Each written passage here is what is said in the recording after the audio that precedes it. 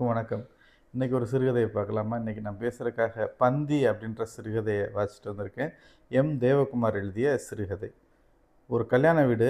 அந்த கல்யாண வீட்டில் முதல் பந்தியில் முதல் வரிசையில் ரொம்ப நேரமாக ஒருத்தன் உட்காந்துருக்குறான். அவன் உட்காந்துருக்கதை அங்கே இருக்க யாருமே கண்டுக்கிற மாதிரி தெரியலை. அவங்க கண்டுக்கிறாமல் இருக்காங்களேன்னு இவனும் அதை பெருசாலாம் பொருட்படுத்தாமல் இருக்கிறான். அந்த வாழை இலையோட வனப்பு அவனை ஈர்க்குது. அந்த வாழை இலையில் இங்கொன்றும் அங்கொன்றுமா வைக்கிற உணவு பதார்த்தங்களை ஒவ்வொன்றா எடுத்து சாப்பிட்றான். எந்தவித பாரபட்சமின்றி எல்லாத்தையும் எடுத்து சாப்பிட்றான். விருப்போ வெறுப்போ எதுவுமே அந்த உணவு மேலே காட்டாமல் ரொம்ப ஆசையாக சாப்பிட்டுட்டு இருக்கிறான். அதை அவன் பக்கத்தில் உட்கார வர்றவங்க கொஞ்சம் அருவருப்போட தள்ளி உட்காடுறாங்க. ஏன்னா அவனுடைய தோற்றம் அந்த மாதிரி இருக்குது. சொந்தக்காரன், சாதிக்காரன், ஊருக்காரன்னு ஒவ்வொருத்தனும் அந்த கல்யாண வீட்டில் ஒவ்வொருத்தனும் வேலை ஏவிக்கிட்டே இருக்காங்க. இலை போடலப்பா, சோறு போடலப்பா, தண்ணி வைக்கலப்பா, சாதம் வைங்கப்பா, இது சுத்தம் பண்ணாமல் இருக்கான்ப்பா, யார்ப்பா கான்ட்ராக்டரு, கறி வைக்கல இங்கே அப்படின்னு ஒரே கூக்குரல்கள், இறைச்சிக்காக இறைச்சல்கள் என அந்த பந்தி களை கட்டிக்கிட்டு இருக்கு. ஆனால் இந்த சத்தங்கள் எல்லாமே அவனுக்கு கொஞ்சம் மெதுவாக தான் கொஞ்சம் கொஞ்சமாக கேட்க ஆரம்பிக்குது. ஏன்னா இவ்வளோ நேரம் அவனுக்கு காது அடைச்சி போயிருந்துச்சு பசியில். இப்போ கொஞ்சம் கொஞ்சமாக உணவு உள்ளே போகவும் பசி ஆறி அவனுக்கு காது கேட்குது. வெளியில் நடக்கிற விஷயங்களை கவனிக்க ஆரம்பிக்கிறான். ஒவ்வொன்றா என்ன தான் நடக்குது இந்த கல்யாண வீட்டில், இந்த பந்தியில் அப்படின்னு பார்க்குறப்ப ஒரு வித்தியாசம் இருக்குது. காலை உணவை சாப்பிட்டுட்டு இப்போ மதிய உணவுக்கு வந்த இவங்களுக்கும் ரொம்ப காலமாக சாப்பிடாமல் இருந்து இப்போ தான் சாப்பிட்ற இவனுக்கும் நிறைய வித்தியாசம் இருக்குது இல்லையா? ஏன்னா அவங்க பசியில் சாப்பிடல, அவங்க விருந்து சாப்பிட்றாங்க. இவன் கடும் பசியில் சாப்பிட்ருக்கான். அப்போ பசி ஆறவும் கொஞ்சம் கொஞ்சமாக கவனிக்கிறான் என்ன நடக்குது அப்படின்றப்ப எந்த பொறுப்பும் எடுத்துக்கிறாம அடுத்தவங்களை மட்டும் வேலை சொல்லிக்கிட்டே இருந்து அவங்கள குறை சொல்லிக்கிட்டே இருந்த அந்த மக்கள்லாம் சாப்பிட்றாங்கல்ல, அவங்கெல்லாம் யாருக்கு பரிமாறுறாங்கன்னு இவன் பார்க்குறான். அவங்களுக்கு யார் பரிமாறுறாங்கன்னா அந்த மணமகனுடைய நண்பர்களும் சில பொதுநல விரும்பிகள் மட்டும்தான் பரிமாறிக்கிட்டு இருக்கிறாங்க. அந்த நண்பர்களை தவிர பந்தி ஆரம்பிக்கும் போது ரொம்ப கூட்டமாக இங்கேயும் அங்கேயும் வேலை சொல்லி ஏவிக்கிட்டு சத்தம் போட்டுக்கிட்டு இருந்த யாரையுமே இவன் கண்ணுக்கு தெரியலை. ரொம்ப நேரமாக இவங்க தான் ஓடி ஆடி வேலை செஞ்சுக்கிட்டு இருக்கிறாங்க இந்த நண்பர்கள்.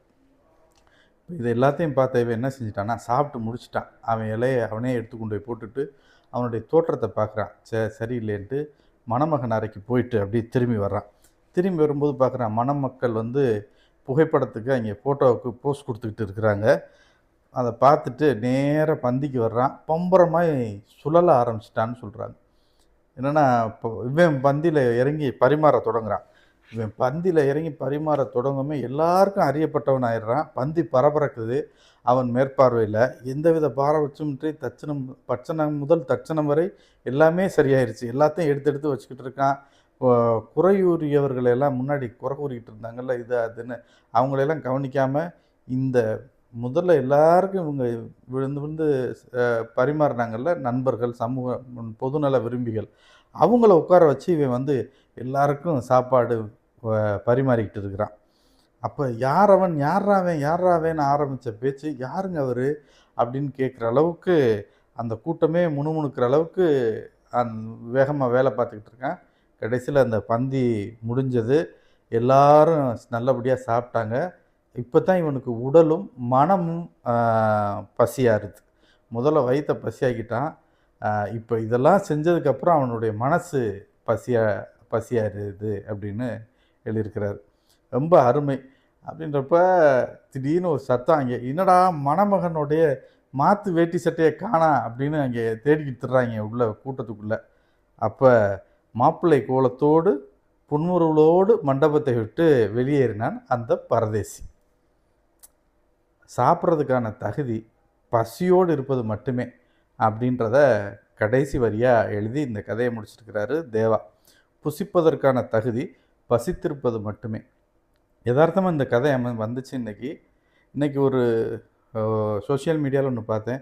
யாரோ ஒரு பெண் ஒரு பசிக்காக இன்னொரு உணவு பொருட்கள் கூடுதலாக தேவைன்றக்காக ஏதோ டோக்கனை மாற்றி கொடுத்துட்டாங்கன்றக்காண்டி அவங்கள ரொம்ப அவமானப்படுத்தினதாக எல்லோரும் கண்டிச்சுக்கிட்டு இருக்கிறாங்க சமூக வலைதளங்களில். அப்படி பார்க்கும்போது பசியோடு இருக்கிறவனுக்கு சாப்பாடு கிடைக்கணும், அவ்வளோதானே. அதுக்கு மேலே என்ன அவனுக்கு தேவைப்படுது? பசி இருக்குல்ல, சாப்பாடு கொடுக்க வேண்டியதானே அப்படின்னு எனக்கு இந்த கதையை படிக்கும்போது ரொம்ப அருமையாக இந்த எழுத்தாளர் சொல்லியிருக்கிறாரு. பந்தி எம். தேவகுமார் எழுதிய சிறுகதை. இன்று உங்களோடு இதை வாசித்ததில் எனக்கு ரொம்ப மகிழ்ச்சி. நன்றி, வணக்கம்.